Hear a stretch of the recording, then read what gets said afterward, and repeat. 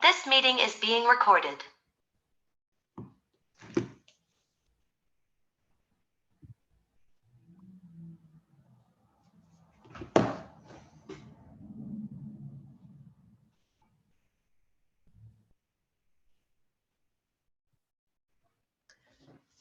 Good evening, everybody. Welcome to the Fifth Street Bike Boulevard workshop. We're going to give folks a few more minutes to join and we'll get started shortly. Buenas tardes a todos al taller de la calle Quinta del Boulevard de Bicicletas. Vamos a darle la bienvenida, vamos a permitir unos momentos más para que puedan entrar más participantes. En un momento comenzamos.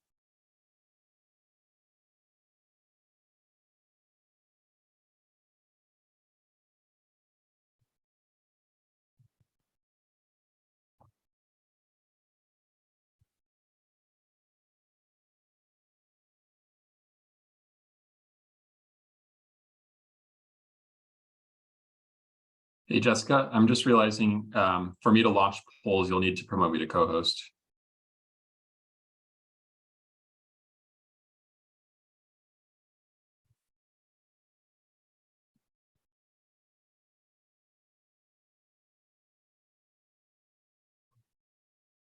Got it. Thank you. Oh, sorry, I was muted. Okay, we'll just wait one more minute and then we'll get started. Un minutito más y damos comienzo.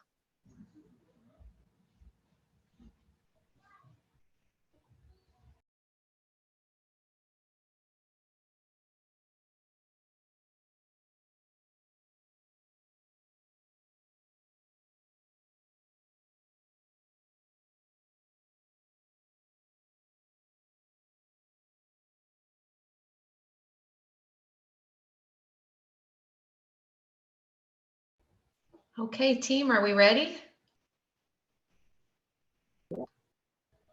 Great. Okay. All right. Welcome, everybody. Thank you for taking the time to join us here tonight to discuss the proposed Fifth Street Bike Boulevard. We're really excited to share some information with you and hear your ideas. The meeting is being recorded tonight, and we're also offering Spanish language interpretation. So Christina Guerrero Harmon, our interpreter, is going to take a moment and explain to folks how to get over to the Spanish language channel. Christina? Thanks so much, Jessica. Buenas noches. Para las personas que deseen escuchar la interpretación al español de la presentación, van a seleccionar en la parte posterior de la pantalla interpretación de idiomas y pueden seleccionar el idioma español. Okay. Thanks. Great, thanks, Christina. And now I'd like to introduce Christopher Bolt, our Director of Public Works and Utilities, who's going to introduce the project and what we're doing here tonight. Thank you very much, Jessica. I'm Christopher Bolt, Director of Public Works and Utilities here in Petaluma. It's a real pleasure to be here with you all this evening. We're excited to share the latest available information we have about the Fifth Street Bike Boulevard. Real proud of our team. We have Ken Eichstedt here, our Senior Transportation Engineer. We have Bjorn Griepenberg here, joined us a couple months ago, but he brings years of experience dealing with active transportation and all things Bike Boulevard-ish. So this is going to be a great discussion this evening. So with that, I'll turn it back to you, Jessica. Oh, I also want to introduce Gina Benedetti Petnick, our Assistant Director of Public Works and Utilities, who's with us off camera this evening. Thank you. Thank you, Jessica.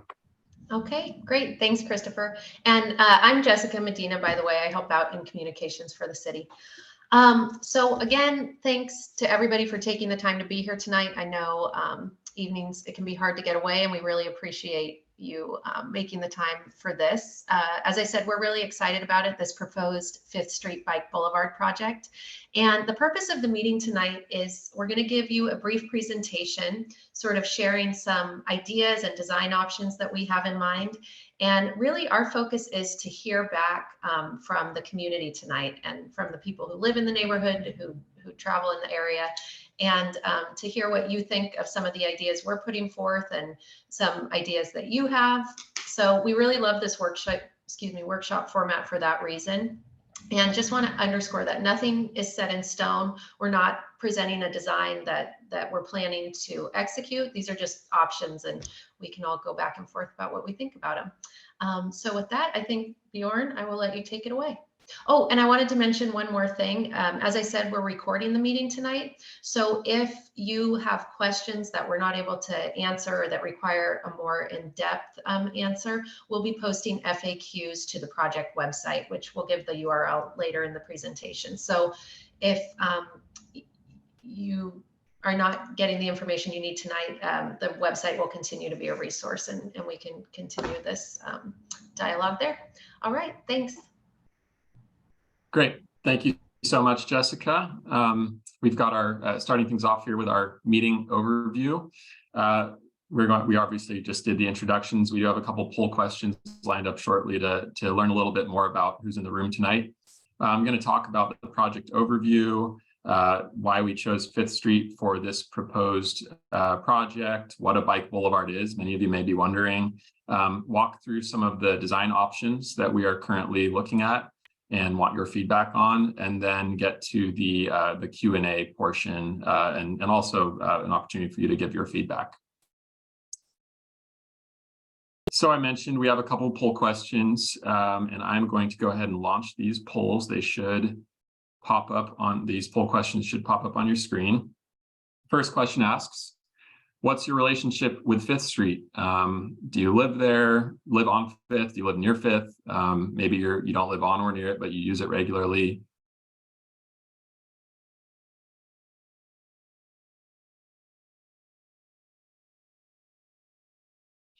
Sorry. And our second question asks how you use 5th Street. And this is a multiple choice question, so you can select all that apply. Do you bike it, drive it, walk it, or maybe you don't use 5th Street? Sorry, I've got a jumpy mouse there. All right, so I'm going to end the poll and share the results. They should pop up on your screen here. And Jessica or someone, I'm hoping you can take a screenshot of these results, since Zoom does not save them for us. Yes, I'm doing that. Just give me 1 second. Okay, great. While you're doing that, I'll just quickly summarize what we're hearing. A little under half of our attendees tonight live on 5th Street, so that's great. Happy to have you all here. And a little less than 1/3 that live near 5th Street. And it looks like people use 5th Street in several different ways. Roughly 2/3 of people saying they bike it, drive it, and walk it. So thank you all. That's very helpful. All good, Jessica? Can I stop sharing it? Yep, all good. Awesome. All right, thank you. Thanks. All right, so our project overview.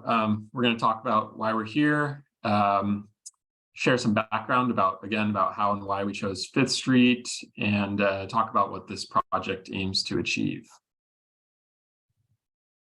So bike boulevards were recommended in the city's bicycle and pedestrian master plan that was last adopted in 2008, but we are working on an update right now. And so that's really our blueprint for bicycle and pedestrian infrastructure in Petaluma. The bike boulevard concept was approved by City Council and included in this year's capital improvement program. The project is fully funded.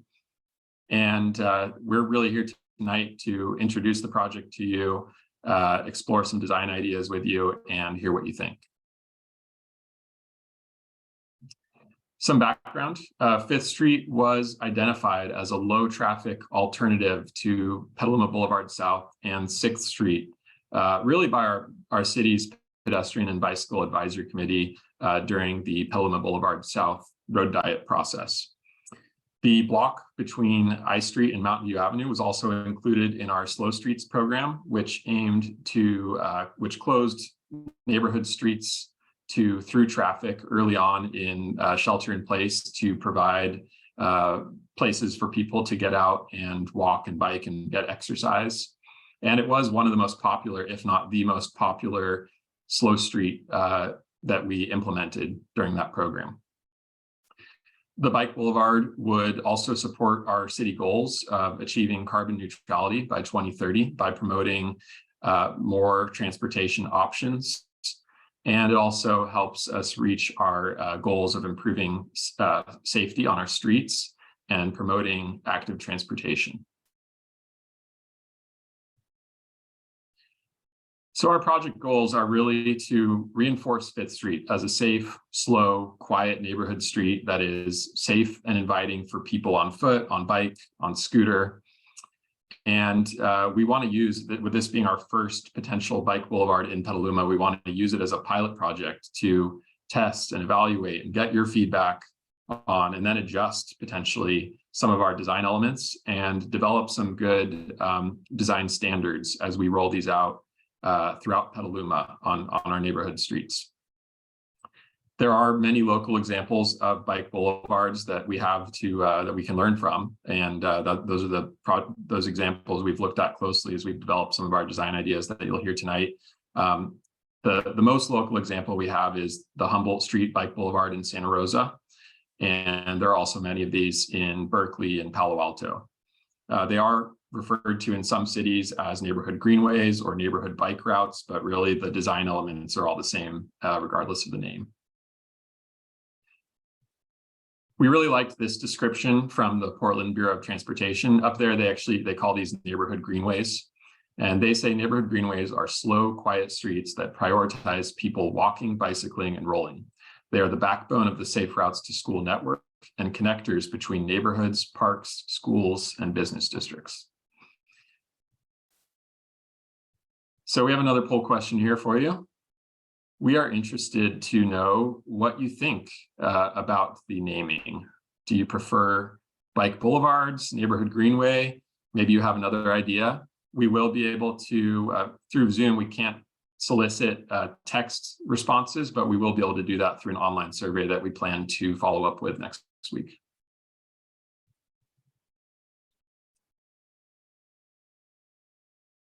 So I'm just watching the responses come in, and I will share these shortly. All right.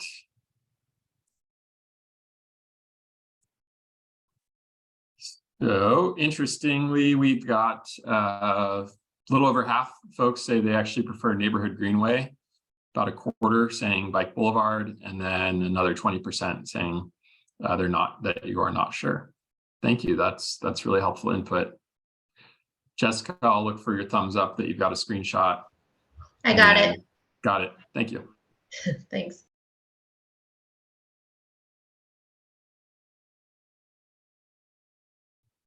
All right. So next up, we're going to talk about how and why we identified Fifth Street as our first potential bike boulevard. So there are 3 streets that run between downtown and Mountain View Avenue. We've got Petaluma Boulevard South, from top to bottom, Petaluma Boulevard South, 5th Street, and 6th Street. And these streets all play a very different role in our transportation network in Petaluma. And I'll share a little bit more about what the classification means, so you can ignore that second column for now. But as you can see in the far right column, our traffic on these 3 streets, traffic is no surprise, it's highest on Petaluma Boulevard South, which sees just over 12,000 vehicles a day on average. Significantly lower, just 2 blocks over on 5th Street with less than 1,000 vehicles a day. And then traffic is quite a bit higher on 6th Street due to its role as a collector street 1 block over with over 7,000 vehicles a day. So this kind of explains what those classifications mean from bottom to top, the local streets being those with the lowest traffic volume and speed, up to arterials, which have the highest traffic volume and speed. And so as I mentioned on that previous slide, you have 5th Street as a local street, 6th Street is classified as a collector street, and then Petaluma Boulevard South as an arterial street. So these next few slides will kind of, there's a lot of information on these. I'll try to sort of break it all down here. But these will show you our thinking in how we identified 5th Street as a really good complementary bike route to Petaluma Boulevard South. So I'm going to kind of break this down here. At the bottom left-hand corner of your screen, you'll see a box that says level of traffic stress. And level of traffic stress is basically how we measure the experience of someone riding a bike on a street, given the type of bike facility that's provided, the amount of traffic on the street, and then also the speed at which that traffic is moving. And it gives us a number from 1 to 4, 1 being the lowest stress, 4 being the highest.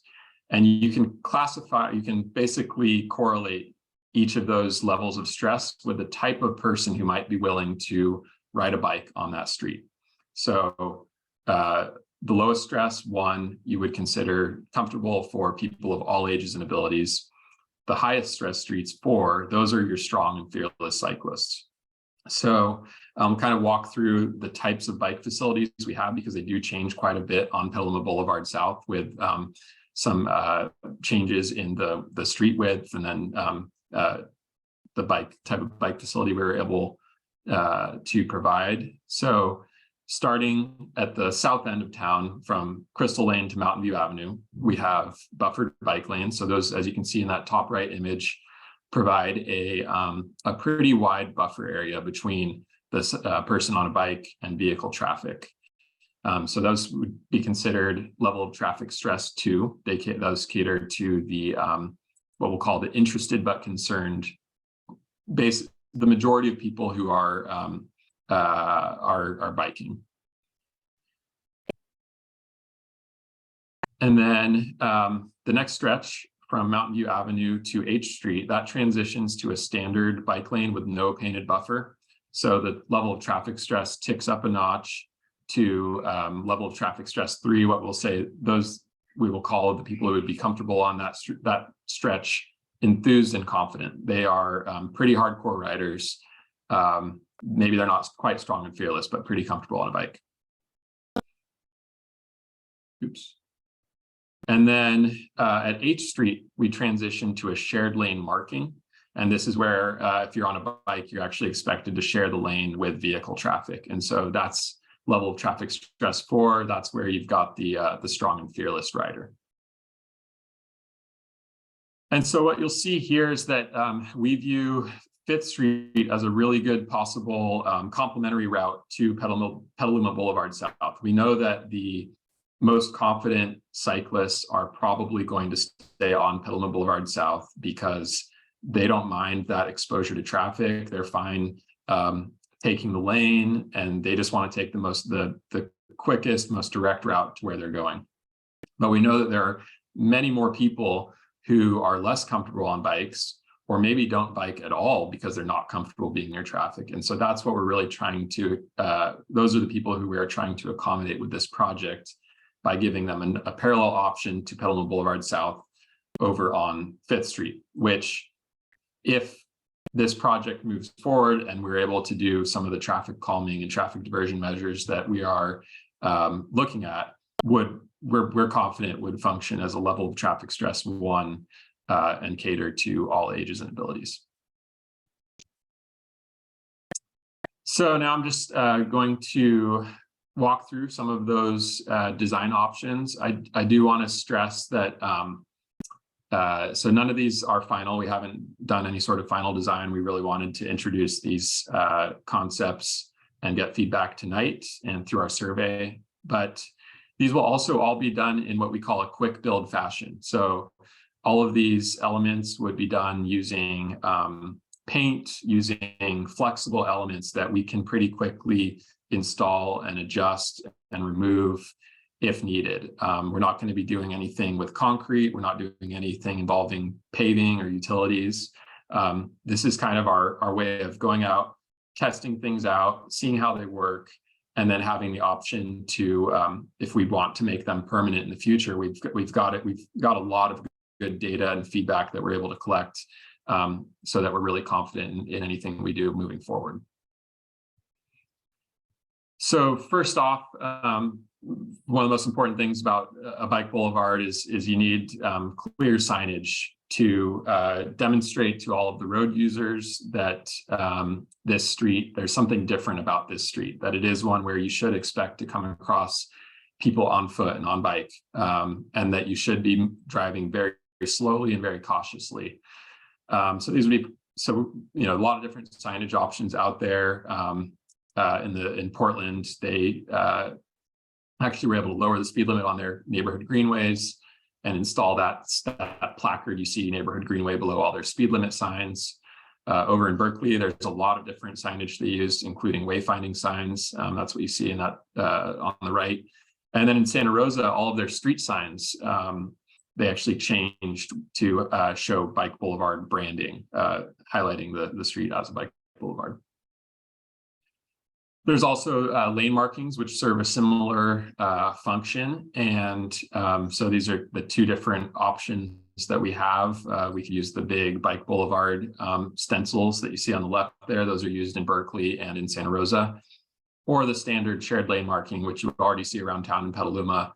And those are used on the neighborhood greenways up in Portland and Seattle. For this slide on speed humps, I'm actually going to hand it over to Ken Eichstadt, our senior traffic engineer, to talk about some of his research on speed humps on this corridor. Good. Thank you very much, Bjorn. So speed humps, you could also call them parabolic vertical traffic calming devices, but that's too complicated. So they're raised surfaces. They're separate elements that would be pegged onto the pavement. And they're typically going to be near pedestrian crossings, and they'll be visible at night. We're going to make sure we don't put them near driveways. They're strategically placed along the corridor to get the maximum benefit to calm the traffic. We don't necessarily want to stop the traffic, but we're trying to make sure that we calm the traffic. I went through the design review committee and have presented this to the fire marshal, and we've got initial approval to go through a pilot with these speed humps. So they're a proven safety and traffic calming device. They're one of the elements that the Federal Highway Works Administration has identified to help calm traffic. So thank you. Awesome. Thank you, Ken. And in our preliminary design work, the locations we've looked at are the block between E and F Street, and then also on possibly installing 2 sets of speed humps on the very long block between I Street and Mountain View. Next up, we have curb extensions, also known as bulb outs. And this picture actually shows a recent installation the city did over by Loma Vista Immersion Academy in a quick build fashion. And so these, what they do is they slow traffic. They do narrow the roadway down a little bit at intersections. In doing so, they also shorten the crossing distance. They shorten the area where pedestrians, as they're crossing a road, are exposed to vehicle traffic, and they improve visibility. If you're a pedestrian, you're able to get kind of out from the curb into a more visible position so that drivers can see you before you want to cross. So again, these bike boulevards or neighborhood greenways, they're not just for biking necessarily. They are, we're really trying to improve active transportation for all modes. And so we'd love to do these at every intersection where we have room to install them. There could be some parking prohibition near the corners involved in installing these, but honestly, we'd probably want to do that anyways, just to make sure we have really good visibility at all of our intersections so that we have better sight distances. High visibility crosswalks, pretty self-explanatory. These are those big white bars that you see in our crosswalks. And in tandem with the bulb outs, we'd like to do these at every intersection where they're feasible. In some locations, we might not be able to provide them with this quick build project if the curb ramps are not up to standards. So that's something we'll have to evaluate on a case-by-case basis. And traffic circles are a really good way for us to slow traffic and improve intersection safety at some locations where traffic on 5th Street is currently stopped. So again, I'll hand it over to Ken to talk through traffic circles. Okay, thank you, Bjorn. So I'm really excited about traffic circles, and we've got a pilot installation at Bassett in Upham that we are going to put into a permanent condition. So the reason traffic circles is an appropriate type of a calming method for 5th Street is it's going to reduce the outlier speeds. And I've got the data already showing that. So in the case of Bassett and Upham, we've reduced the outlier speeds by 13 miles an hour, which is very significant. So the 85th percent of the speed of, we'll just say the average, traffic flow basically stays the same, but the outliers, the real high speeds, that comes way down. And this is a benefit, for greenhouse reduction. We don't want to necessarily stop 3,000 pounds of steel and then have it start up again. We're just trying to calm it. And the greenhouse gas reductions for traffic circles in comparison to a stop condition is going to be 20 to 30%. So I think that's very relevant. It also reduces conflicts, and safety is improved with these. We don't have the T-bone type condition. We've got, it's going to be, if there is a conflict, it's going to be more glancing blow. And we've gone through and tested this with the fire department and have had them actually, we've laid it out and had them drive their truck on it. So I'm super excited for the use of traffic circles, and this is a great application for it. Thank you. Yeah, thanks, Ken. These are a very common feature on many bike boulevards and neighborhood greenways. And I'll get into it momentarily about sort of why they're really helpful, because with not stopping, forcing people biking to stop. But I'll get, that's in a couple of slides. In the meantime, I believe, yep, got another poll for you asking if you are in favor of testing traffic circles at these locations. Let me launch that.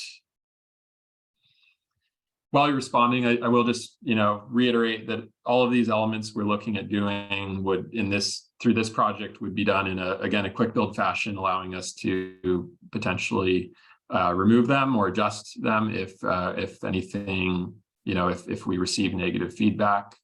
But there are some really cool opportunities down the line. If we do decide to move forward with permanent traffic circles, we've seen some really attractive designs where that feature planting and they add some nice greenery to the street. So I think everyone has just about responded, and I will share the results. Okay, so we got about 80% of folks who are in favor of testing traffic circles at these locations, and relatively even split people who are against or unsure, about 20%. I'll wait for Jessica for a thumbs up. Got it. Thanks. Thank you. Bjorn, excuse Yes. me, Gina. Sorry, I'm not on camera tonight, but I just thought this might be a great time to let our participants know how many participants we have in this audience. Because that information is not visible to them, I don't believe. And we have 45 attendees in addition to our staff. And that's really, that's a great showing. And I'm just delighted that we have such good participation. So thanks, everyone. Yeah, I apologize. I didn't realize you couldn't see those numbers, but yes, we are averaging about 45 responses to all of our questions, and I see 52 people in the room total. Thank you. So I kind of alluded to this a second ago, and this may seem counterintuitive, but bike boulevards, neighborhood greenways, the preferred design used by other cities actually involves removing stop signs on the with the direction of travel on the bike boulevard or neighborhood greenway. The reason for that is that stop signs are not very compatible with the way people, with the physics of bicycling, really. It makes biking much less efficient if you have to come to a complete stop and then build back up your speed. There is a lot of exerted energy. The beauty of the bicycle is that it is a very efficient machine, and stop signs really, unfortunately, are not very compatible with that efficiency. So with that in mind, cities that have implemented these have actually removed stop signs, again, with the direction of traffic. That creates the more efficient experience. It improves predictability, because we also know that if we have stop signs on a bike boulevard, people are likely to roll those stop signs on their bikes. And so if there's just no expectation that people are going to stop, then it becomes more predictable. And then in turn, that encourages some more cautious driving from people who would cross the bike route, crossing Fifth Street in their cars.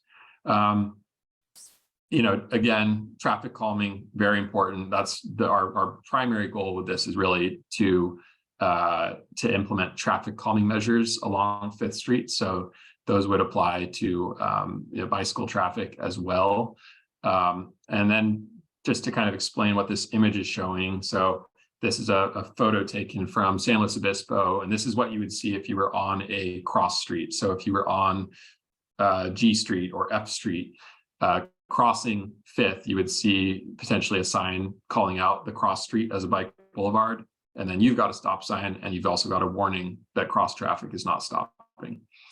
So the only location where we would propose this is F Street, and then possibly anywhere where a traffic circle is installed. So again, that would be, we were looking at B, G, and I streets in tandem with a traffic circle. So our next poll question asks, assuming other traffic calming measures are installed, are you in favor of removing stop signs on Fifth Street at F Street?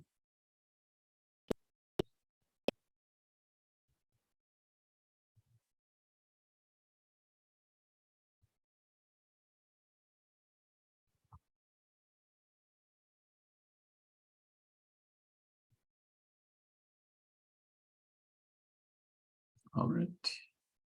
I think that looks like about everyone.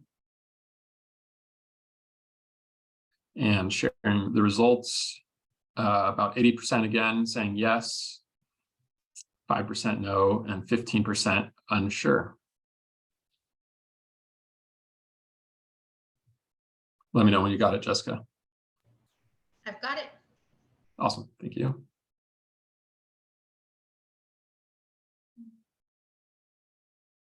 All right, on to traffic diverters. So anyone who joined us for the D Street community workshop a few weeks ago will recognize these slides. This was also something that we're looking at as part of that project.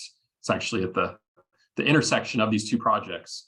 And just to kind of give a little background here, so the intersection of D Street at both 4th and 5th Streets, we have identified as high priorities based on their collision history. So the city recently did a local road safety plan that looked at collisions, traffic collisions throughout our city, and those two intersections came up as very high priorities because of frequent collisions, especially involving people trying to cross D Street at both 4th and 5th on foot and by car. And one of the recommendations, our local road safety plan actually recommended looking at an all-way stop at 5th Street. We came up with this idea as another possible option to address some of that collision issue. Here it would also have some benefits for the 5th Street Bike Boulevard. And so I'll try to kind of explain what's happening here. So in this image, you are looking, imagine you're looking down D Street. And now we've got this island basically that's out in the street that is prohibiting any cars from crossing D Street at 5th or making a left turn onto 5th Street from D, or likewise making a left onto D from 5th. So it's restricting vehicle movements at these intersections, again, the ones involving collisions, but it is allowing people on bike and foot to pass through, and it's also giving them a little bit of a refuge area. And I'll show another view here. So this is the view from the side street. Imagine you're crossing D. So as you can see, if you're driving if you're approaching D while driving, you would be forced to make a right turn only. People on foot and bike would still be able to cross D, again with the refuge area. And the added benefit that this has for the 5th Street Bike Boulevard is that it would reduce some traffic on 5th Street. So we have some slides here that show the circulation impacts of these traffic diverters, and I'm actually showing them at both 4th Street and 5th Street, since that's what we are currently looking at in the D Street project. So for anyone who looking to make that southbound left turn onto 4th or 5th, they would now make that turn, excuse me, at either Petaluma Boulevard South or at 6th Street. What's nice about that is that those turning movements are now made at traffic signals rather than at uncontrolled locations. Likewise, in the other direction, northbound left turns, those are made at 6th or at Petaluma Boulevard South. Driving westbound on 4th or 5th,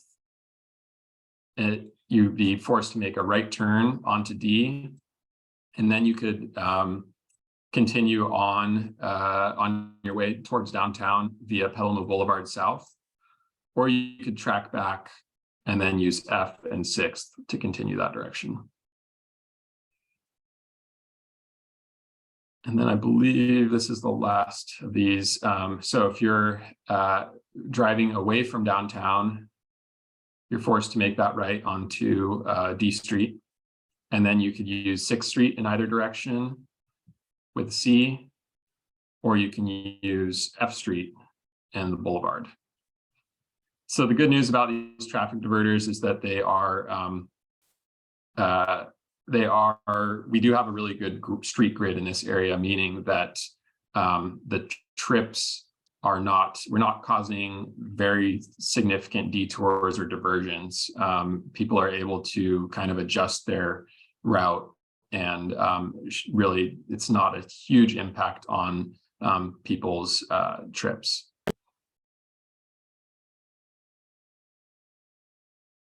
Sorry, I should say really on travel time or on traffic. So our poll question asks if you are in favor of testing a traffic diverter at E Street.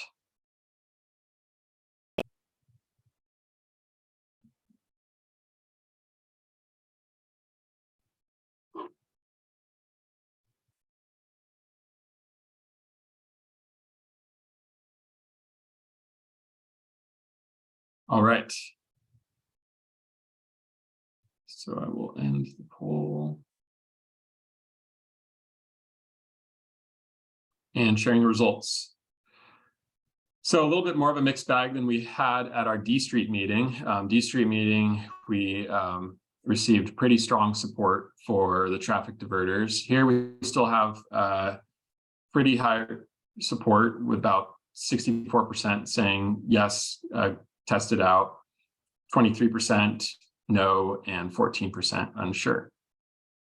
And what we will be, we'll be looking at the feedback we received through both projects and really taking it all and everything into account that we're hearing from the public.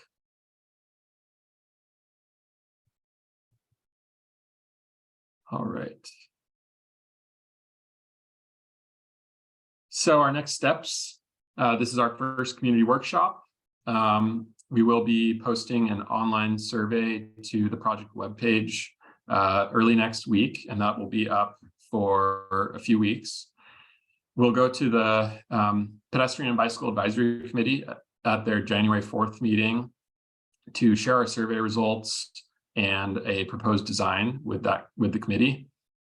We'll hold a second community workshop in January with largely the same presentation. We'll be able to incorporate the feedback we received from PBAC, but it will largely be the same presentation, sharing the survey results and the proposed design.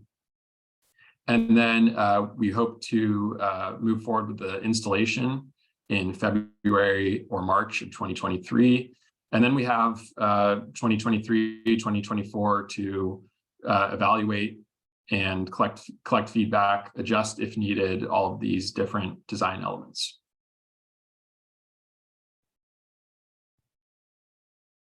So I believe Jessica might be having some technical issues, but we are now at the question and comment portion of the meeting.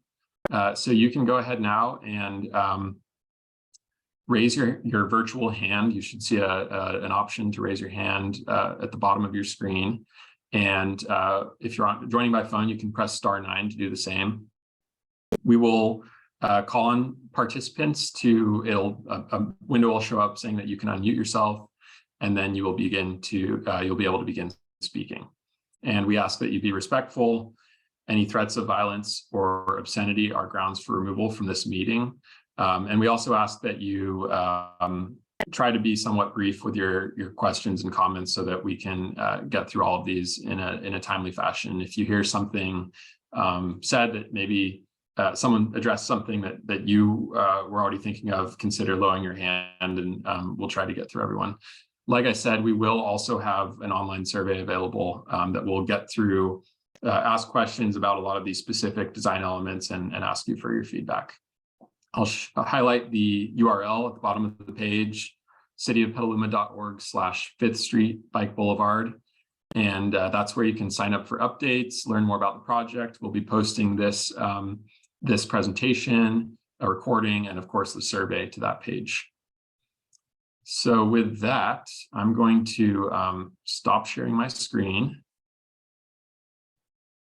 And oh, sorry, Jessica, I see you're back. Did you have anything you wanted to add before we jump into comments? I don't think so. I think it sounds like you covered it all. Thank you. All right, cool. Thank you. So our first hand is from David Felix. David, I'm going to allow you to talk. And then, oh, David just lowered his hand. There you are. All right, you're back. And next up is Sandy Cover. So David, you should be able to unmute yourself. Yep. Hello. There we go. Hey, David. Sorry for preemptively lowering my hand there. Just wanted to start by saying thank you to all of you and Ken and everyone else who's working on this thing. It's great. It's an exciting project, and just want to voice my support for it. I just had a handful of questions. I'll try to run through quickly. Do you have a preliminary layout that you can share? You talked about the speed humps being in particular locations and the circles. Do you have a draft layout that you can share that we can kind of see, or is that maybe at a future meeting? I did want to, I guess, I was one of the unsure folks on the diverters on D Street. My concern is that Petaluma Boulevard and 6th Street are already busy turning intersections, particularly during times of congestion. And I'm just wondering why not consider traffic circles for those locations, or maybe just 5th Street? Is that a possibility? I heard Ken voice his support for traffic circles, and just thinking that would preserve the option for people to use those as turning and through streets, and not add additional stress to 6th and the Boulevard. So just wondering if you could consider traffic circles as a potential for those locations. And just kind of a final comment here. It seems like in Petaluma, seems like things are kind of addressed on like a piecemeal basis, one section at a time. You mentioned Portland at the beginning, and that the greenways are part of a Safe Routes to Schools program. I'm just wondering, is there, I mean, it seems like from the poll results and from you and Ken, and everyone's very in favor of doing these things. How do we do them faster and more comprehensively, so it's not like one little segment at a time?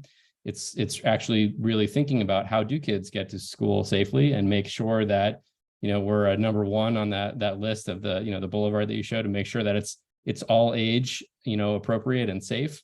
How do we do that on a more comprehensive basis? So we're not taking 6 months to look at, a few blocks of Fifth Street. How do we do more of the town all at once? So sorry for all the questions, but again, thank you so much for all you're doing. And just, wanted to see if we could, how can we go faster, I guess, is what I'm wondering. All right, thank you, David. Great questions.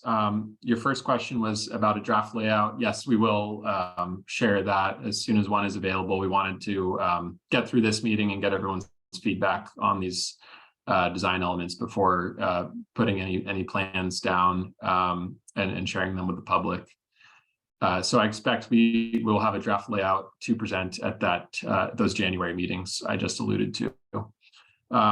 For the traffic circle at D, I'll hand it over to Ken for his response on that. Okay. Yeah. Thank you, Bjorn. Thank you, David.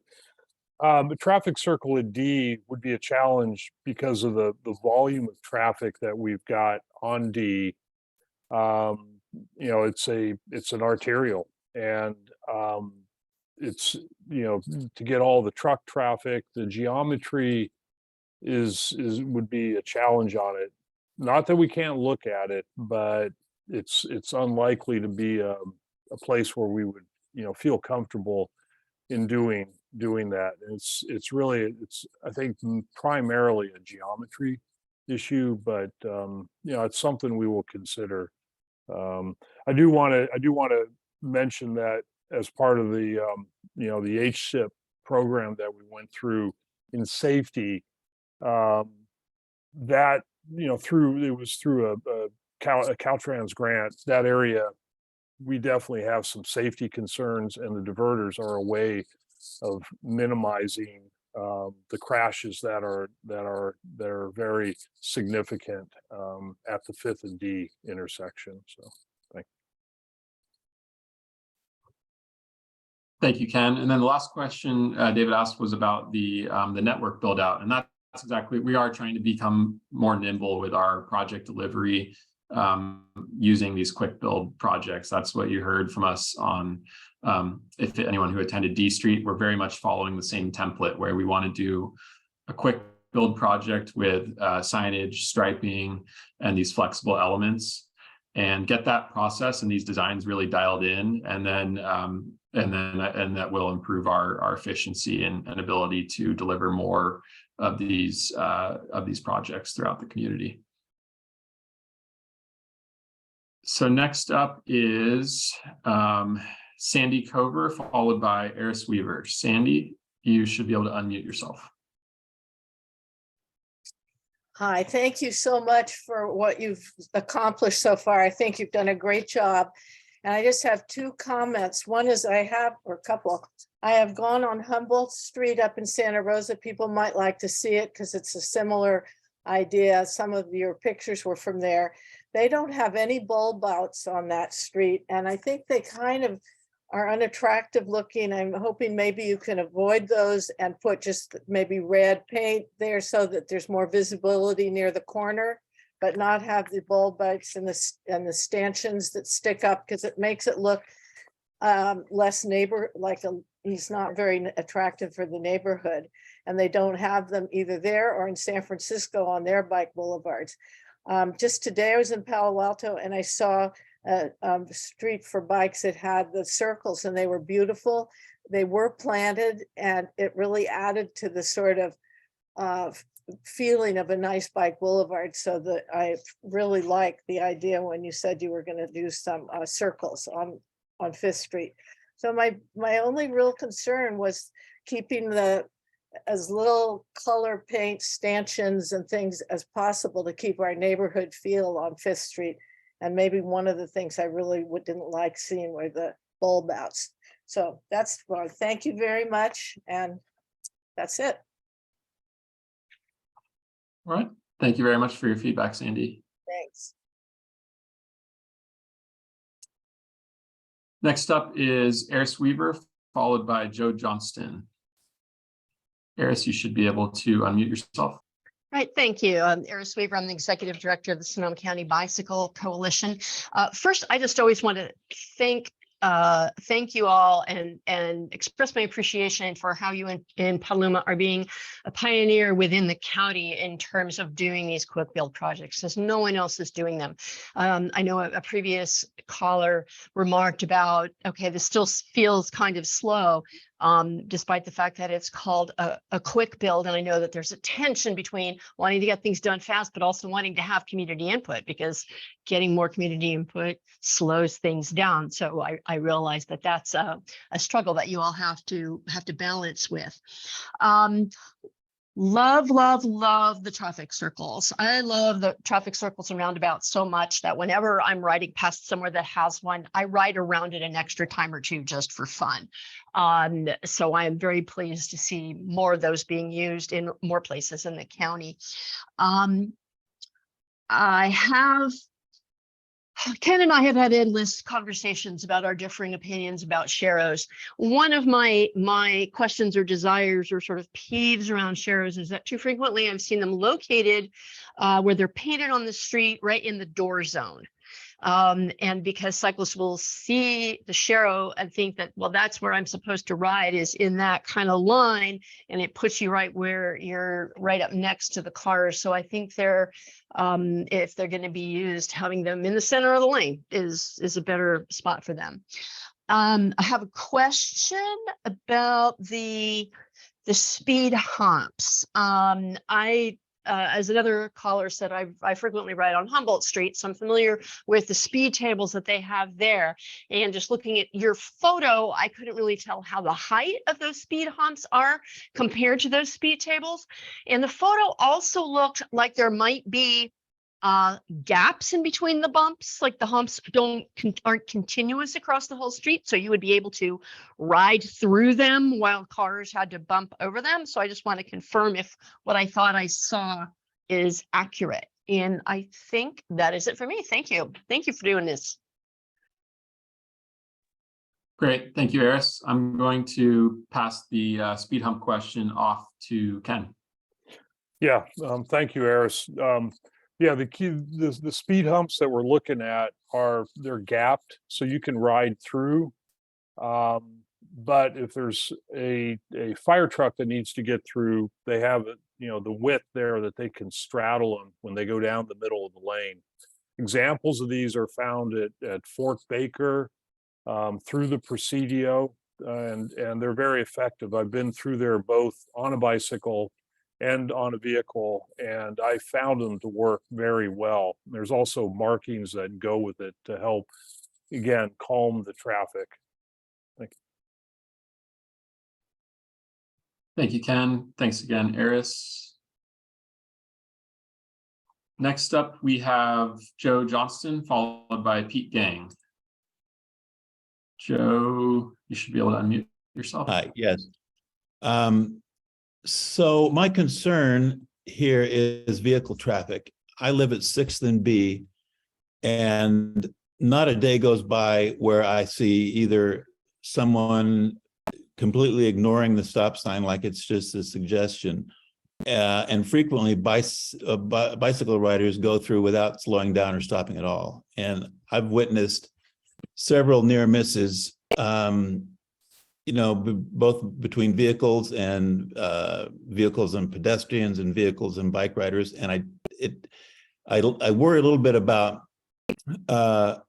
bike riders assuming that they have the total right of way and they can just blow through an intersection, when a car who doesn't stop at a stop sign normally is going to do the same thing. I worry about that. My other concern is, how is this not going to increase traffic on 6th Street, which is already very congested? Thank you for your questions and feedback, Joe. So I'll say with as far as diverted traffic onto 6th Street, given how low the volume is on 5th Street currently, there really shouldn't be a noticeable difference moving over to 6th Street. The reality is that people shouldn't be driving on Fifth Street as a through street right now anyways. That's not how the street is intended to be used as a local street. That's really, when a street is classified as a local street, that really means it's only supposed to be driven by people who are leaving or going to a destination on that street. And so, as I showed with the street classification, 6th Street does play a bigger role in our street network. It is classified as a collector street, which is the second highest volume of traffic, one step down from arterials. And so we've looked at the traffic counts on 5th. We've looked at the volume of people who are driving across D at 5th, for example. It's a very low number, and the difference to someone on 6th Street, I can pretty confidently say, looking at the data, would not be noticeable. As for the intersection safety, that's definitely top of mind for us, and we really do want to look at that carefully with how people are, how people are approaching these different intersection treatments that we are potentially looking at with this project, and that's key to us, is making sure that it's as safe as possible for all modes. Ken, do you have anything to add to either of those? No, I think you covered it well. Thank you. Yeah, thank you.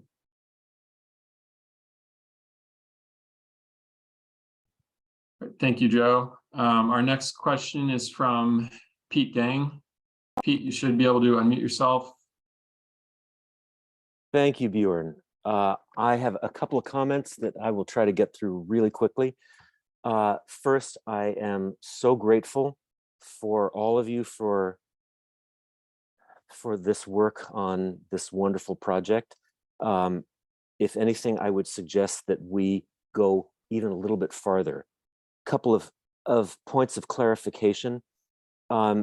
Just to make that term about the interested but concerned group of riders, it helps me to put a face to that term by thinking of maybe 6-year-old, 8-year-old kids that you might want to ride with, or elderly adults, or just people who have limited bike skills. Those are the users that we want to encourage to ride on these neighborhood greenways. And I'd also point out to everybody that it's a slow process, but getting more people on bikes and other mobility devices, non-automotive mobility devices, eventually results in a reduction in overall traffic. It's not an immediate thing, but it's a step in that direction. Okay, this might be the last one.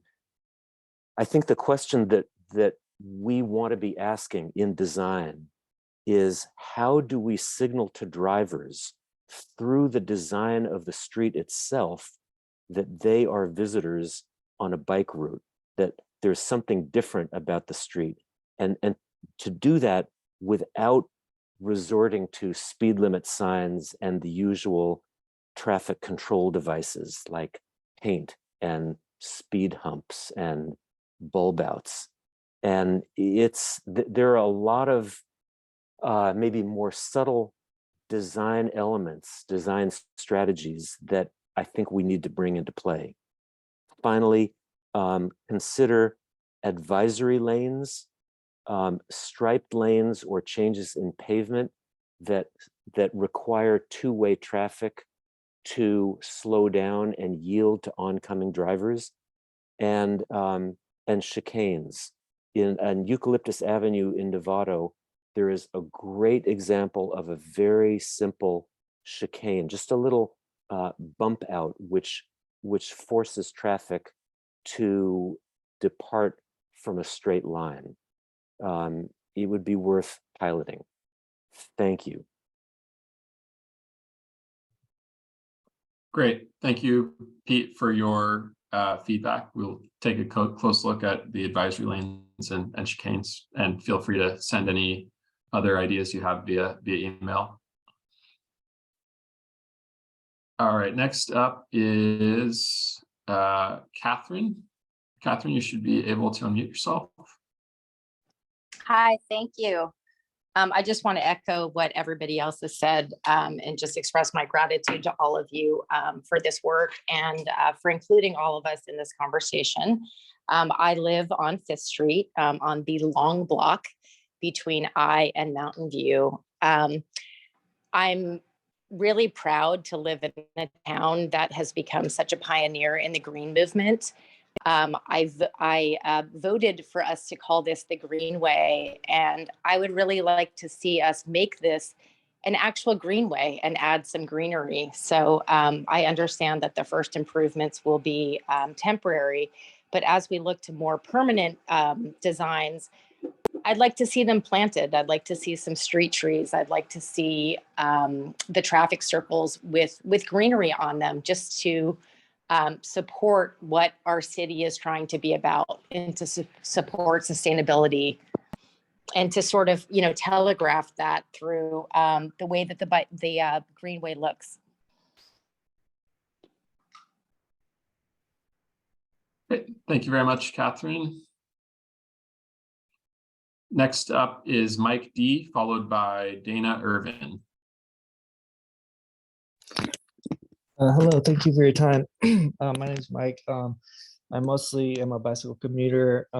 I typically ride in the afternoon from the Smart Station west on D Street to 6th and make a ride on 6th to my neighborhood. I find that to be a quite lovely bike route. This is definitely an exciting opportunity to have 5th Street as an additional bike route. To start, Humboldt Boulevard keeps being cited as sort of a model for this. I did live in Santa Rosa when that was launched in 2007, I believe. And there were a couple of original design elements that I believe have since been removed. I could be wrong, but I believe I know the speed humps were there originally, and also so were the traffic circles. I believe those have since been removed. If that is true, you might want to contact whoever designed that to find out why those were removed. I did ride on Humboldt when they were originally the traffic circles, and it was actually quite scary to be a bicyclist. The cross traffic drivers did not appreciate the change in the streets. So just a little feedback on that. Currently, I don't use 5th Street because it lacks 4-way stop signs at I Street and D Street.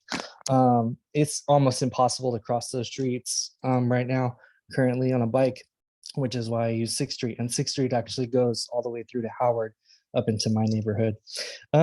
One thing that excites me about this is obviously it's going to attract cyclists of all abilities, which is great. One thing I would encourage would be additional infrastructure along Keller. So people could like bike to that Petaluma Market and also just other businesses along there. So not the full Greenway, but additional infrastructure along Keller, I would highly suggest considering as well. Another design element I would suggest is on the D Street, the traffic calming. You pointed out, I know this is a separate issue, but you pointed out cars won't be allowed to turn left if they're going east. A design element you should consider would be to allow bikes to turn left there. And there's a great example of that in downtown San Rafael, where over by the train station, where there are bicycles are allowed to turn left onto Tamalpais, but cars are not. I would suggest looking at the schematics for that to see how you might be able to incorporate that onto this Greenway. That's all I got. Thank you. Great. Thank you very much, Mike, for all the feedback. Really appreciate it. Next up is Dana Irvin, followed by Phil Boyle. Dana, you should be able to unmute yourself.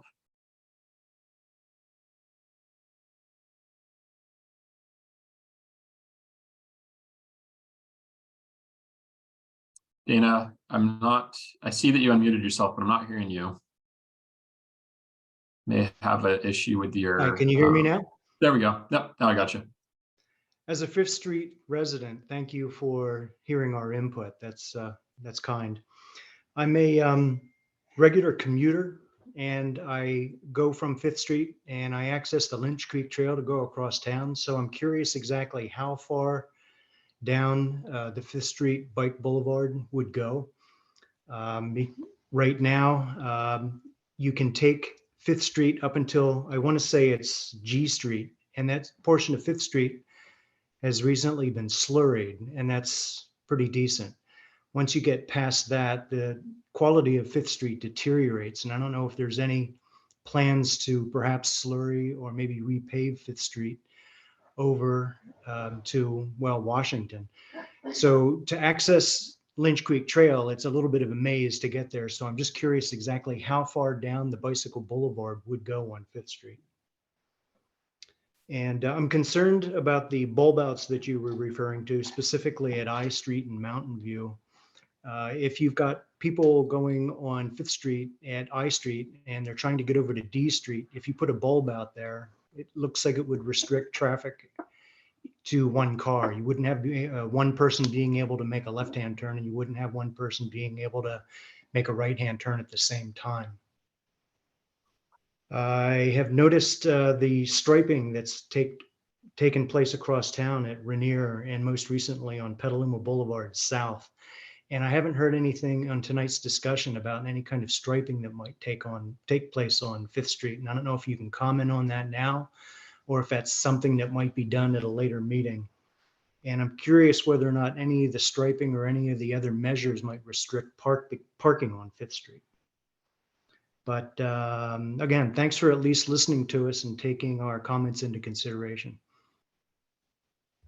Great, thank you, Dana. So first question I had was how far this project goes. Our limits are currently A Street to Mountain View.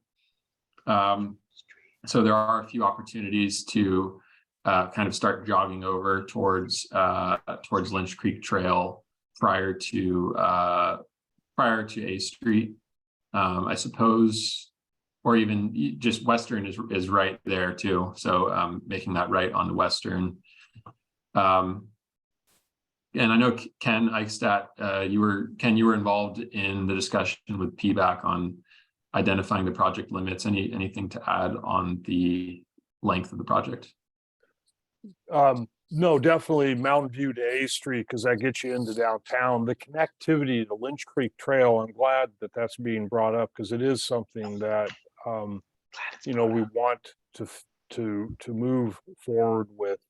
And that's going to be done in a couple of different ways. The stop, the signal at Oak Street will allow direct connectivity to Lynch Creek Trail there at a signalized intersection. So it'll be a safer condition there. So we've talked about Keokuk is a class 3 facility, but I also think Keller has some possibility to get you to Oak Street. Kentucky's a little bit, because of the hill there, it's going to be a little bit of a challenge. So that aspect, that's one area that we're looking at. And also we have a class 1 facility from Washington to Lynch Creek Trail. So, there may be some opportunities for the crossing on Washington. Right now, it's either at the boulevard or out in front of the River Plaza shopping mall. So.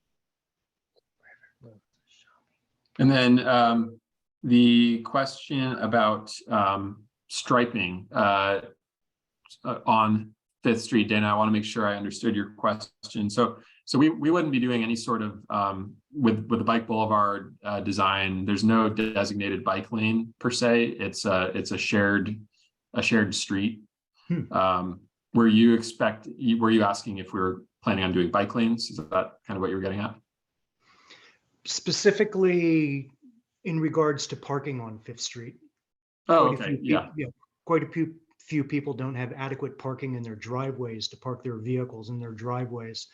And I've noticed that on Petaluma Boulevard, depending on which section you're at, sometimes the parking is next to the curb, sometimes the bicycle lane is next to the curb, and any parking that is available is between the bike lane and the existing flow of traffic. And it changes depending where you're at on Petaluma Boulevard. It's a little bit confusing. And I've also noticed what's going on over on Rainier and the different calming effects that's taken place there. And it seems to have reduced any parking on the one side of Rainier Avenue. So I was wondering whether or not any parking would be restricted on our street. Gotcha. No, our plans are not to push the parking out from the curb to install. Those are called parking protected bike lanes. Those are more appropriate on higher speed, higher traffic volume streets. The beauty of a local street like Fifth Street is that because the traffic is so low and the speeds are so low, that people can ride in the street comfortably without any separation or protection from vehicle traffic. There could be some parking removal near some of the intersections. I mentioned the need for intersection daylighting. That basically is just a way of increasing sight distance at the intersections to make them safer. And so in conjunction with the bulb outs might be some it would be pretty minimal parking removal, I would guess. At most, generally speaking, we're looking at, one space per block face with those intersection daylighting. So hopefully that addresses your question. Yes, thank you. Great. All right. Next up is Phil Boyle, followed by Tom Lewis. Good evening. Thank you, everyone. Thank you, staff, for this great presentation. Phil Boyle, resident of intersection of J Street and 5th and 6th, 25-year resident, and I probably ride 6th Street 3 or 4 times a week. And the reason I choose 6th Street over 5th is the pavement quality of 6th and the ability to safely get across D Street with the traffic light that I don't have on 5th Street. And I certainly understand staff's and others' recommendation of turning 5th Street into the boulevard instead of 6th. If you all choose to do 5th Street, I think the answer is no, but I'm going to ask it anyways. Is there money in the budget someday to pave 5th Street? Because the quality of pavement on 6th is far superior than 5th. That's another reason I take 6th, if I didn't say that already. Secondly, Joe, your concerns that cars will move from 5th to 6th. As an automobile driver, but mainly a cyclist, I say that's a good thing that automobile drivers move over to 6th, and let's make 5th more conducive for cyclists and walkers. Catherine, neighbor, nice to meet you. I certainly completely support your idea of let's turn 5th Street into a wonderful green way. I did have a comment from a friend who's been a longtime cyclist, and he mentioned, and I have not experienced this myself, he mentioned that some of the new bulb outs at different intersections can be dangerous for cyclists. Cyclists often, travel as close to the parked car and as far away from the moving car or as close to the curb as possible to be safe. And he mentioned that these new bulb outs are sometimes surprising people and causing them a need to swerve quickly. Again, thank you, staff. You're doing a great job, and thank you very much. Bye. All right, thank you very much, Phil. We may not have an answer for your question on 5th Street paving. I'll give Ken an opportunity to answer, but I assume that's something we. Go ahead, Ken. Yeah, well, we have a lot of paving work that we do need to do. It's definitely been something in the back of my mind that if, the 5th Street Bike Boulevard, if this is a successful project, that we would, move it forward as an overall project. But the city has to very strategically look at replacement of utilities, the other work that's in the underground there, get that done first, and then move with the final, surface treatment. So it's not, it has to happen in a sequential process, but it's definitely something that I think we'll be looking at. I've been thinking about it. Thank you. Thank you, Phil. All right, next up is Tom Lewis, followed by Randy. Oh, hi, Bjorn and Ken. Can you hear me? We can. Hey, Tom. Yeah, hey, thank you, Bjorn and Ken, for all the work you've been doing. And, oops, sorry about that. It's my puppy here. You know, having lived here on 6th Street between Mountain View and I for the last 42 years, and, you know, I'm excited about this approach for 5th Street and creating pedestrian and cycling safety and access, and keeping in mind that it's not an isolated development just for that section of 5th Street. It's going to affect and encourage the flow of traffic, bikes on the 5th Street from neighboring communities, from neighboring areas. And also it's going to encourage traffic onto 6th Street that might, and I agree, looking at your statistic, that it's minimal. However, we do have speeding problems through the neighborhood. And one of the things that raising children here that has always concerned me, and even today now, is the traffic coming down I Street, crossing 6th Street, and heading towards the boulevard. The idea of a traffic circle at I and 5th Street is great, sounds good, but the flow of cars coming from I Street, down I Street, that just ignore the stop sign. Literally, everyone in our neighborhood has had some experience almost getting clipped, T-boned, or what have you at 6th and I. And I know you and I have stood there and looked at this problem. So I'm hoping that a rotary circle at 6th and I would help calm the traffic that is happening at 5th and I. And I hear the gentleman talking about not having a safe way to get down 5th Street downtown, rather using 6th Street or the paving quality, et cetera. But we have a couple of problems with I Street, and I'm hoping that you'll be able to address them. It's a big concern. And thank you for all your work and your time. All right, thank you very much, Tom. Good to hear from you. And yes, we will definitely take a close look at some additional traffic calming on 6th and at I specifically. We'll look at that intersection and any stop sign running that might be happening there. Thank you. Next up is Randy, followed by Mary Davies. Hi. So I was a resident of Palo Alto. I lived on a bike boulevard street for 42 years.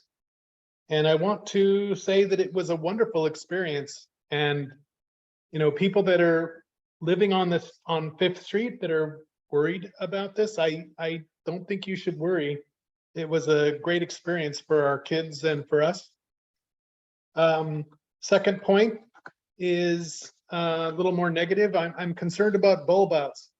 I'm a cyclist. I cycle all the time. I don't really go on 5th Street much, but I tend to go down B Street and then cut over on 6th. So anyway, the point is that I probably would go on B Street.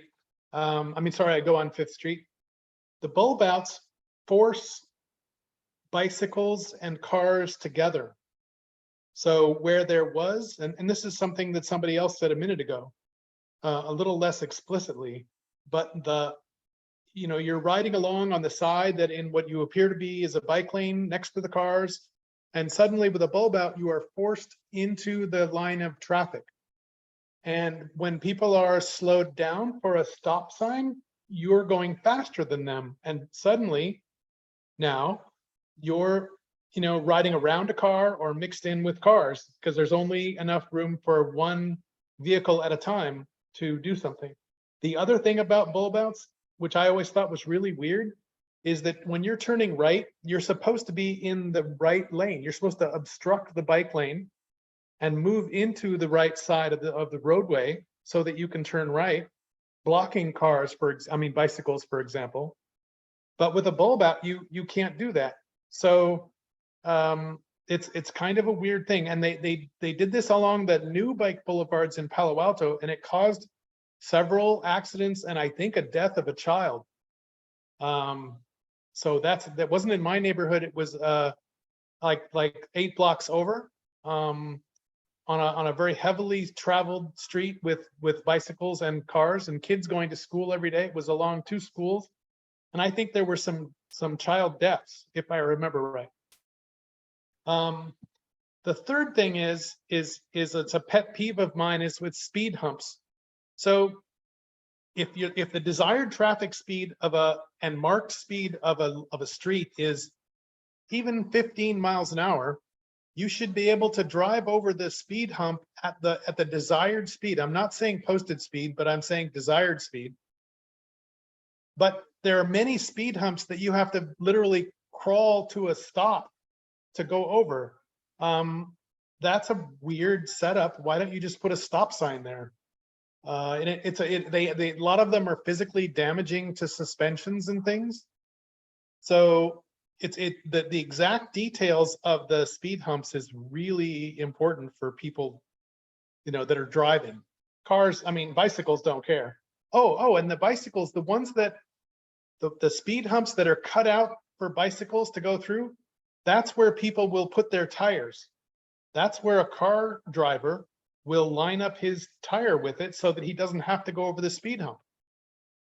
I don't know whether that's a desired thing or not, but it doesn't seem like you want to, again, force the cars and the bicycles together. So those are my 3 points. All right. Thank you very much, Randy, for the feedback.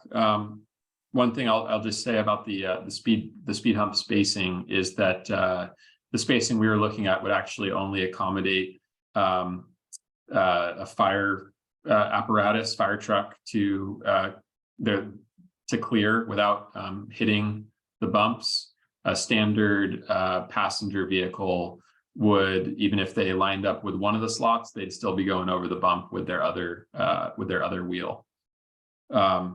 And then as for your other comments on bulb outs in Palo Alto, we'll definitely take a close look at that and appreciate the feedback.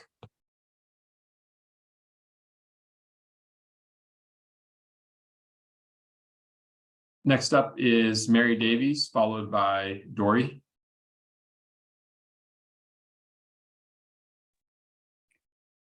Yeah, I want to say, I usually hate government meetings, but you're doing such a good job with these polls, which are really involving. You got smart people there to answer questions and using our time well. The quick build strategies you're talking about are really exciting, and instead of making us worried, I think it helps us feel like, okay, we can try stuff out, and if it doesn't work, we can change it. It feels like you're really joining the Safe Streets momentum here in Petaluma. And I'm just loving all the really smart ideas I'm hearing from all of the people who are attending this meeting.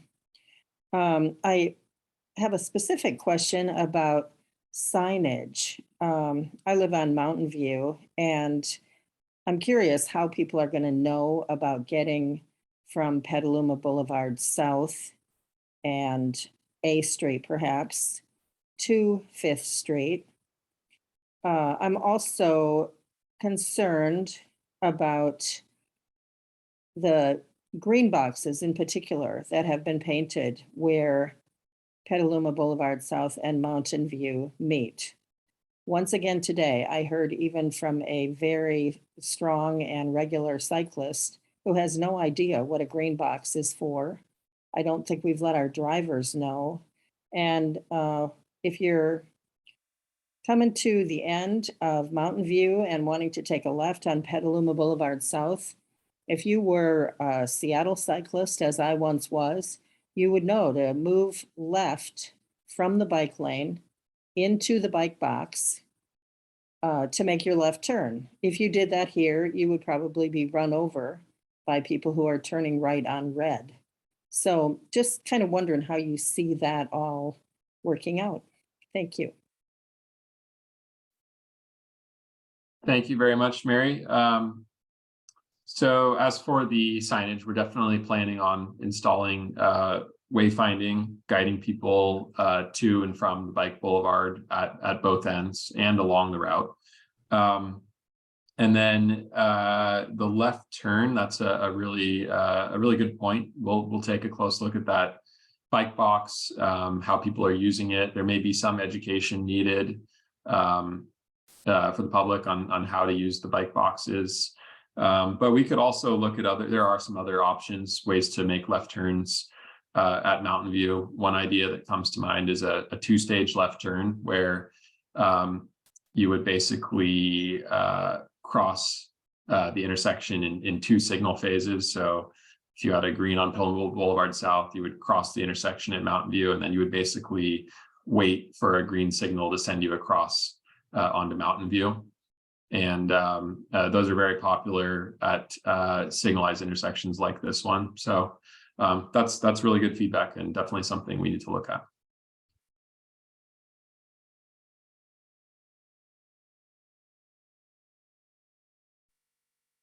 All right, next up is Dory, followed by Lisa Marie Eldridge.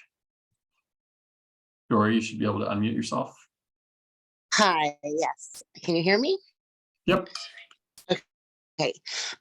So I live on the block between I and Mountain View on 5th, and I've lived here for 20 years, and I'm from Petaluma. I've seen all these changes going on, and I was a little hesitant about this when I got the notice in the mail, and so glad that I have attended this meeting. It's my first one in my whole life, so good job, you guys. You do a really good job. I've really warmed up to the idea of doing this on our street just from this meeting, but I do still have a couple of concerns. One is, of course, we all love where we live. We, put a lot into our homes, and making sure that whatever happens with this, that it is done with certain aesthetic to keep the beautiful neighborhood, keep it beautiful like it is, or add to it. And not detour from it with big green giant painted things and things like that. Maybe there's a different approach. The second thing is more of a safety. The next things are more of a safety concern. We were the street I'd never heard of when the pandemic was going on, where they did the walking street. And I think it was a great idea. Our street is nice and wide, which has its pluses and minuses with traffic. People really do speed down our street. So the bumps, I think, are a good idea. However, the temporary bumps make me concerned because I've been on those before and they're extremely loud. When people go over them, they can be very loud versus a more permanent version. Secondly is professional cyclists. Like, I'm all for the neighborhood kids and the families and the elderly and all of those things, but it's hard to see bikers and walkers. And I noticed this during that pandemic street closure walking situation, that when I'm backing out of my driveway, it can be very dangerous because the bikers are camouflaged by by our cars that park on the street. And one of my neighbors referred to, we have limited driveway parking. So a lot of people park on the street, which causes the driveways to be have limited visibility. So I worry about the professional bikers that might want to use our street who really don't pay attention to speed, and they go very fast in my experience. So that's one concern. And then the bump out things at the end of the street. Those also, they will narrow our street so much. And I have seen, even just with our street being as wide as it is, some issues with walkers and bikers and people coming off of I onto 5th and so forth. So Just a couple of, those are my concerns, and I think it is a great idea. I just hope that we really pay attention to these things, especially I'm all for creating these experiences for the bikers and the walkers, but I also think that we need to think of the people who live on these streets and make sure that their safety and their home, you know, the pride of their home and ownership is kept within the aesthetic of what you guys decide to plan. Thank you very much. Great.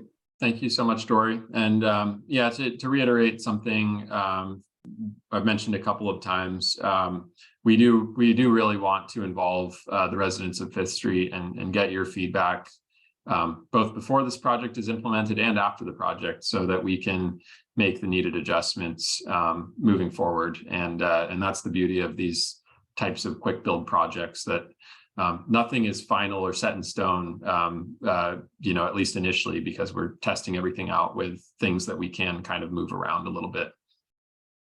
So thank you. All right, next up is Lisa Marie Eldridge, followed by our last hand for the evening, Howard Termo. Lisa Marie, you should be able to unmute yourself. Yeah, I think I am now. Yep. Great. Hello. Hi. I live in the Hill District on 6th Street at the south end. And I'm a frequent practical bicyclist, using the streets to get to town to do errands and back. And my route currently has long involved riding more along 2nd Street, getting to 2nd Street as soon as I can. So I'm really looking forward to seeing this bike boulevard on Fifth Street. And as a 6th Street resident, of course, the mention of traffic increasing is on my mind. So I go both ways about it, but I want to see it happen. I want to see that bike boulevard happen. I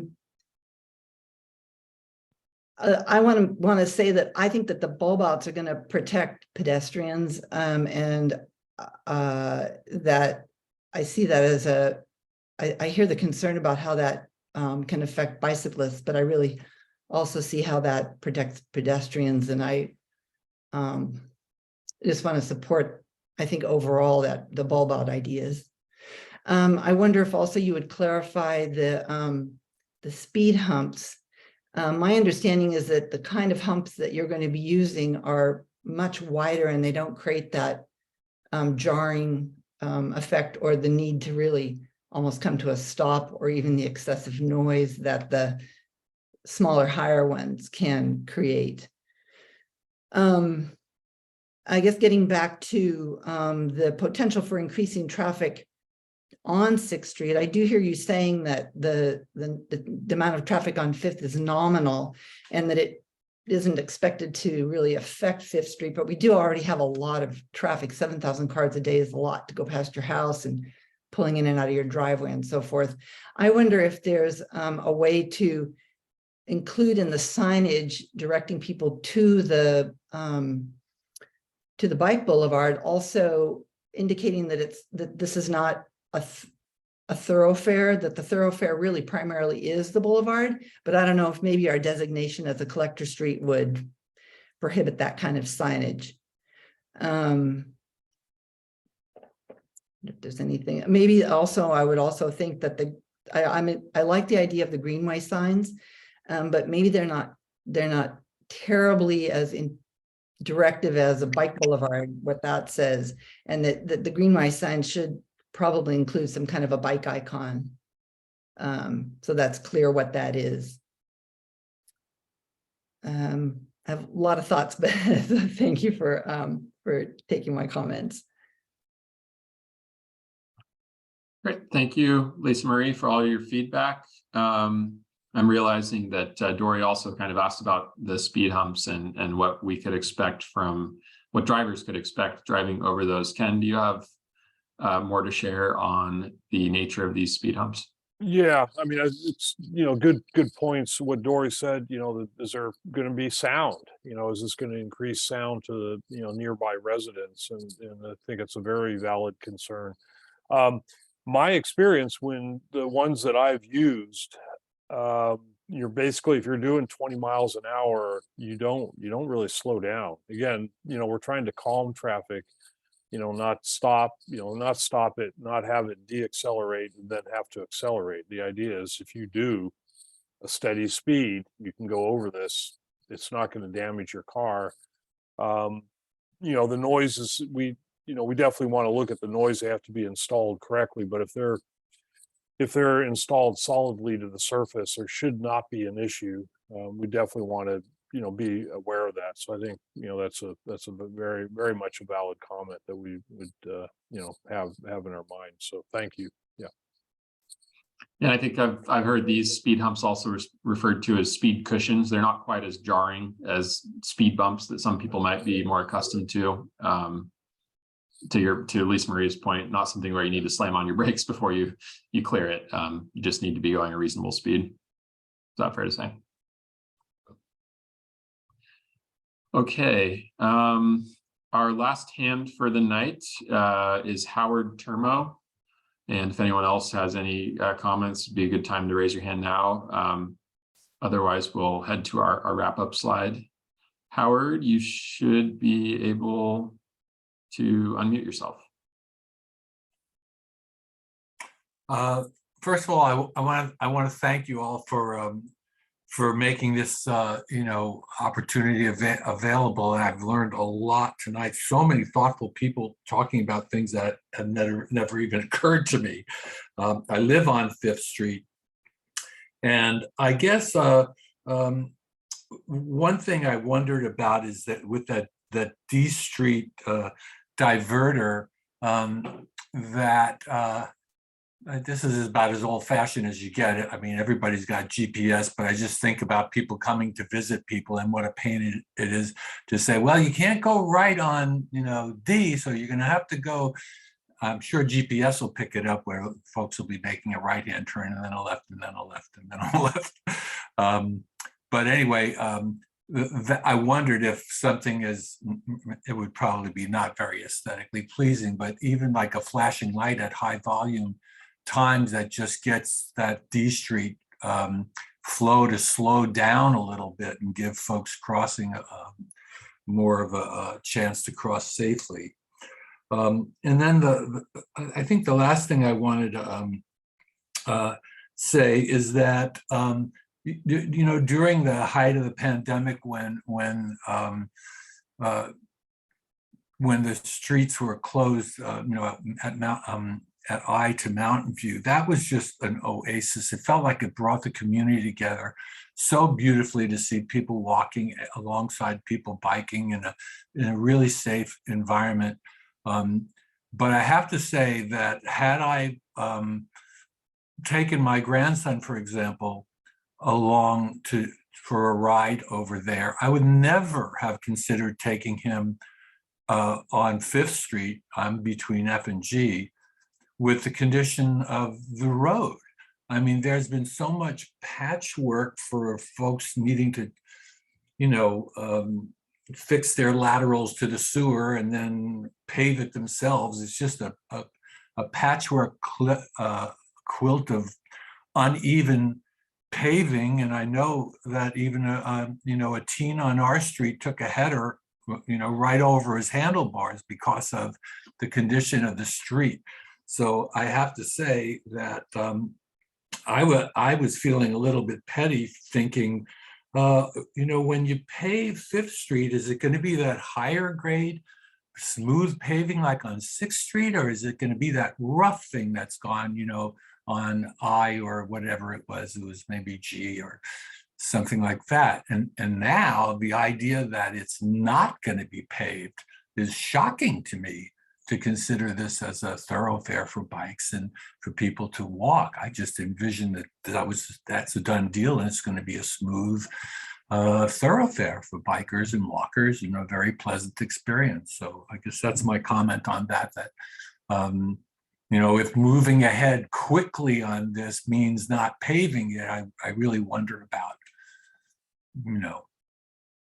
Anyway, I guess nothing more to say about that. I just wanted to bring that up. Thanks. Thank you very much, Howard.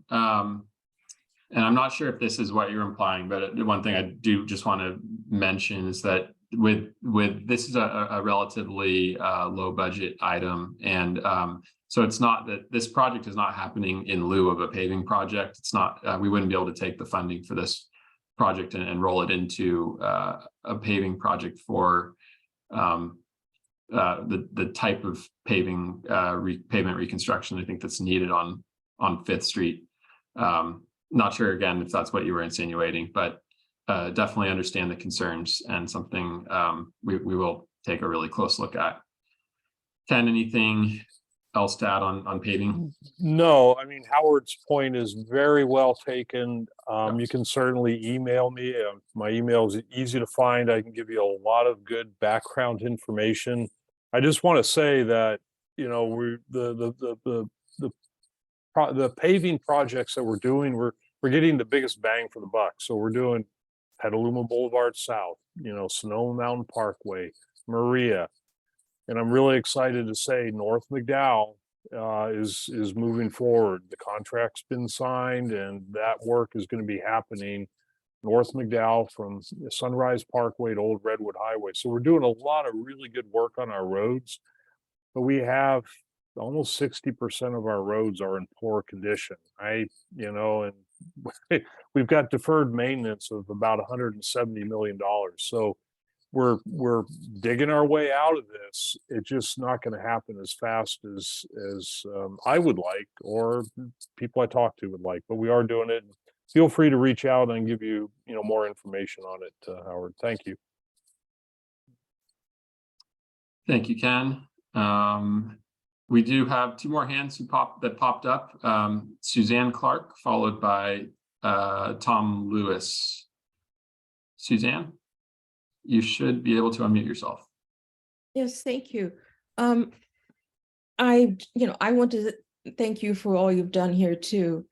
And as you do seem to listen to the voices of the public, I live on 5th Street between D and E, and the paving is really, really bad. And I know you've mentioned it and talked about it, but I just want to add that it is really shocking when you think about they've, you know, did 4th Street and 6th Street, and we just assumed they would do our street. And you probably know that between E Street, between D and 4th, has this original bricks there. You know, the road is so bad that it's basically as it was, you know, 100 years ago or something. So I just, you know, I know other people have said it, but I do want to just put in my 2 cents that I assumed that the paving would be done before all of this work was done. So I was a little bit surprised to hear that it wasn't. That's all. Thank you.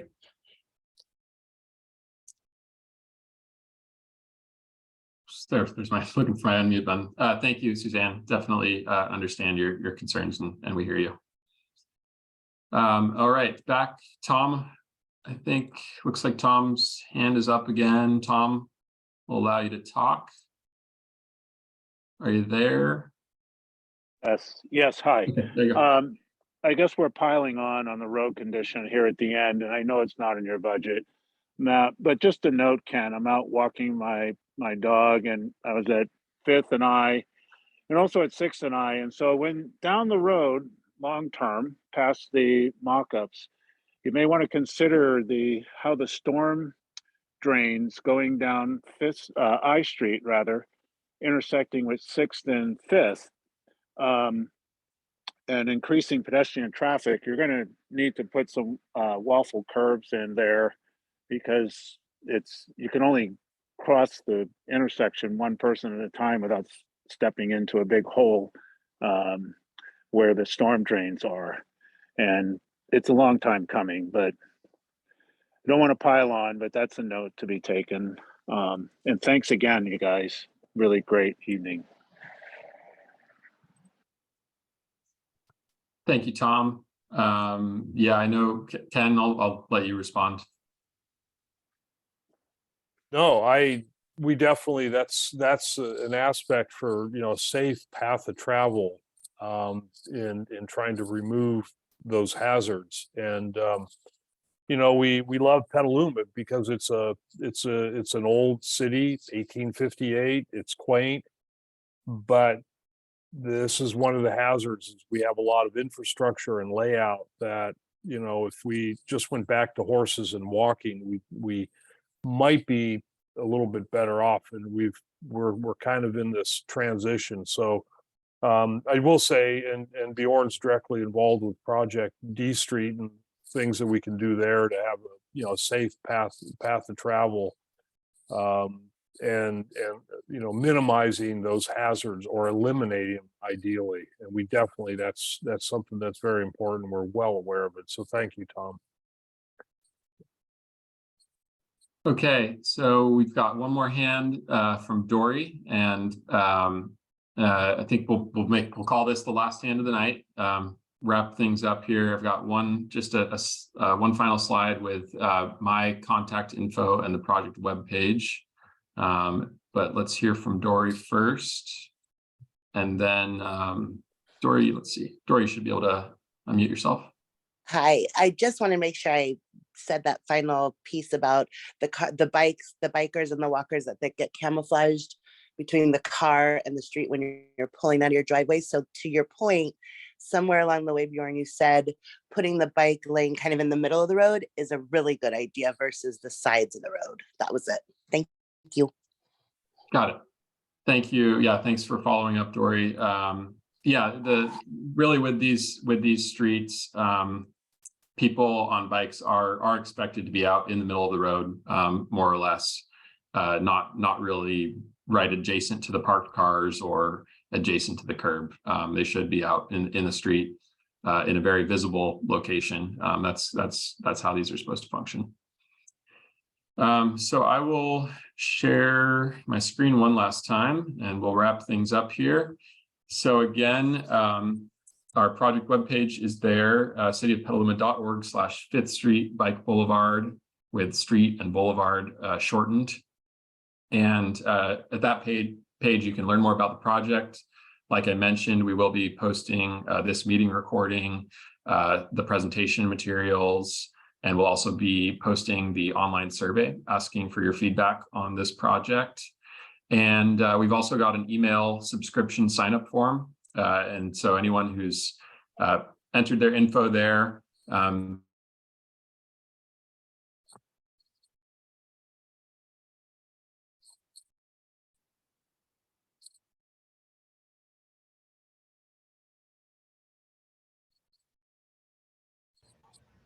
Ken, is Bjorn frozen for you too? He is. Yes. Oh, Bjorn, you froze after people could sign up to receive updates. here, I'll stop my video. How about now? There you go. Okay. Yeah. Yep. So yeah, sign up for updates. Anytime we have an update to share on this project, it will go out to that list, anyone who's signed up for email updates on this project. And feel free also to reach out to me directly with any questions or comments. My email address is listed at the bottom here. Jessica, anything to add? I think that's it. Just if anybody is not signed up to receive the city's community update emails, I'd encourage you to go to cityofpetaluma.org/subscribe. We send out weekly community update emails that will be publishing updates about 5th Street in there, and also to follow us on social media. All right, great. Well, with that, I think we're ready to end the meeting. Appreciate everyone's time and feedback and questions tonight. And we will definitely keep an eye out for that email with the survey link and additional materials. Thanks again, everyone. Really appreciate it. Thank you. Good night.